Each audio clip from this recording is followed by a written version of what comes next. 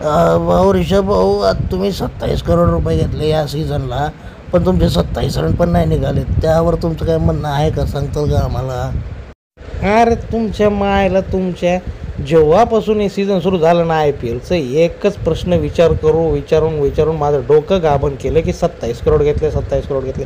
अरे म्या काय मागितले होते का बाबा 27 करोड रुपये? त्या डांगीत त्याचा किडा होता गोयंकाच्या, त्यांनी मला 27 करोड दिले. इथं माझ्या टीमनी मला रिटेन नाही केलं, म्हणून झक मारून मला याच्या टीममध्ये यावं लागलं. आणि 27 करोड रुपये दिले काय असं नाही करत, सगळं वसूल करून घेतो बाबा. त्याच्या घरचे भांडे बिंडे, त्याच्या लेकरांना शाळेतून आणणं सोडणं, त्याच्या घरचे कपडे धुणं, अरे मॅचशिवाय सगळं काम करून घेतो बाबा. त्याच्यामुळे थकून जातो, म्हणून मला मॅचमध्ये स्कोअर करता येत नाही. त्या व्यतिरिक्त आपलं काहीच नाही आहे बाबा, तुम्हाला खोटं बोलत नाही. आणि ते राहुल भैयानी कशामुळे टीम सोडली ते मला चांगल्या प्रकारे कळाले. आणि राहुल भैया पण लई 12 धसकीचं आहे, त्याच्या मायला मला सांगता येत नव्हतं का बाबा एवढा त्रास देतो हा मालक म्हणून.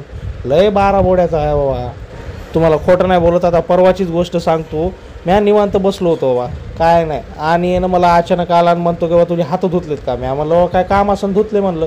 तर मला काय म्हणतो हा भाडखाऊ, म्हणतोय की हात धुतले तर माझे बगलं खाजून दे.